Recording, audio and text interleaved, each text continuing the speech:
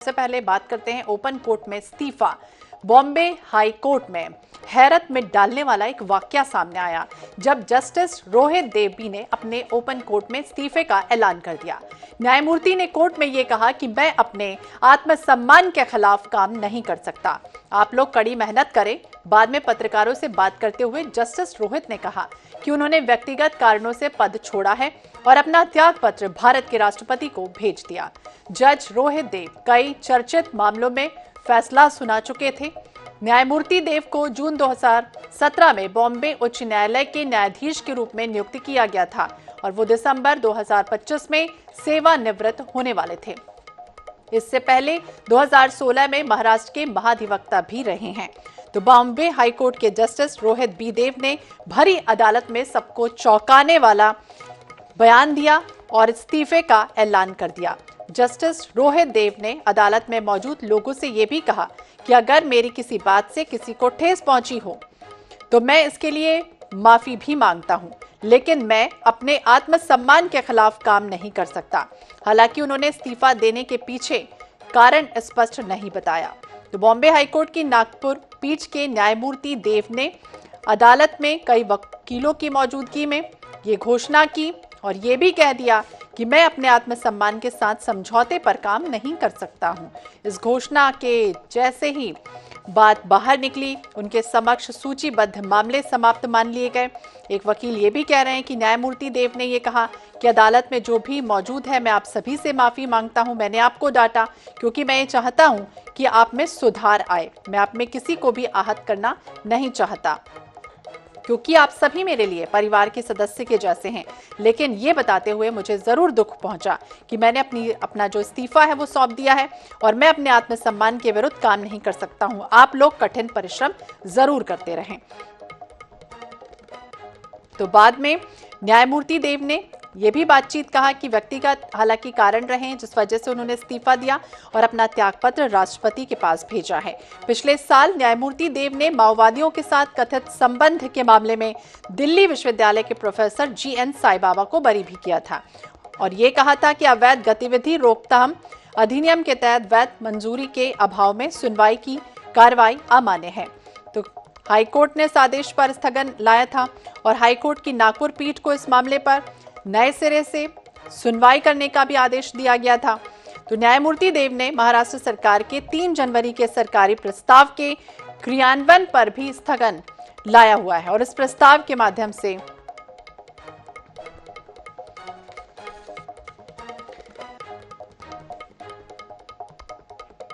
AP Singh ji हमारे साथ जुड़ गए हैं, वरिष्ठ अधिवक्ता है। बहुत बहुत स्वागत है सिंह साहब आपका INS 24/7 पर।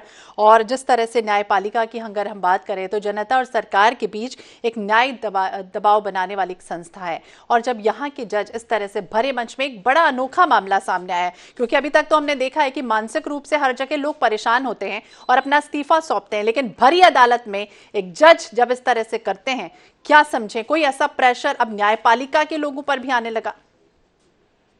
नहीं, प्रेशर नहीं कह सकते। ये भी एक स्वतंत्रता है, मन की इच्छा है। मन है, इंसान है, जीवन है और पता नहीं कौन सी बात किसको दुखी कर जाए, व्यथित कर जाए। उन्हें लगा, उन्होंने बड़ी मेहनत से फैसला किया होगा, बहुत गहराई से उस केस को गए होंगे, गॉन थ्रू गए होंगे, पूरे केस को लेके, सारी प्लीडिंग्स को लेके गए होंगे, प्रोसीडिंग्स को लेके गए होंगे। पिटीशन होती है, फिर काउंटर एफिडेविट होता है, फिर रिजॉइंडर होता है, सारा प्रोसीडिंग उन्होंने देखा। उन्हें लगा होगा कि उनका फैसला बिल्कुल अकाट्य है, इसका कोई दूसरा व्यू नहीं हो सकता। लेकिन उन्हें निराशा लगी। क्यों लगी? क्योंकि माननीय सर्वोच्च न्यायालय ने उसे भेज दिया दोबारा रिट्रायल के लिए। जी सिंह साहब, लेकिन सवाल यही उठ रहा है कि उन्होंने ये भी कह दिया, बातों बातों में जिक्र कर दिया कि आत्मसम्मान को ठेस पहुंची है। कोई ऐसा दबाव बन रहा था, कुछ ऐसे लोग थे जो उन पर प्रेशर बनाने की कोशिश कर रहे थे, जिस वजह से, क्योंकि जब इस्तीफा उन्होंने दिया है तो पहले से मानसिक रूप से वो काफी परेशान रहे होंगे। कोई ऐसा प्रेशर उन पर रहा होगा जब भरी अदालत में उन्हें इस तरह से इस्तीफा देना पड़ा? हाँ, ये तो दुखद है। इतिहास में ऐसी कमी घटनाएं हुई हैं, जैसा हुआ है लेकिन उससे एक ये भी संदेश जाता है कि हमारे न्यायाधीशों के दिल भी हैं, दिमाग भी हैं। कोई कहते ना, न्याय की मूर्ति तो स्टोन हार्टेड है, पत्थर दिल के हैं। कभी भावनाएं नहीं देखते, कभी भाव नहीं देखते, कभी किसी का वो नहीं। कानून जो कहता है, कानून क्या कहता है, उसी आधार पर फैसले करते हैं। लेकिन इससे ये भी पता चला कि हमारे माननीय न्यायाधीश, न्यायमूर्ति ऑनरेबल हाई कोर्ट के दिल भी रखते हैं, दिमाग भी रखते हैं और भावनाएं भी रखते हैं। और उस भावना से व्यथित होकर इस्तीफा तभी देता है व्यक्ति जब उसे दुख होता है, जब बड़ी व्यथा होती है, पीड़ा होती है, अंदर के दर्द होता है, मन में दर्द होता है। तो उसकी वजह से उन्होंने किया। लेकिन कोई बात नहीं, अब आगे वैसे जांच भी होनी चाहिए। कहीं कोई प्रेशर तो नहीं है, कहीं बहुत बड़ा अंडू प्रेशर तो नहीं, दबाव तो नहीं है। ये भी जांच का विषय है। उच्च स्तरीय जांच होनी चाहिए और जांच में भी कुछ ना पाया जाए। ये भी हो सकता है उनका मन हो गया हो, वकीलों को देखते देखते वकालत करने का भी हो गया हो मन, कई बार हो जाता है।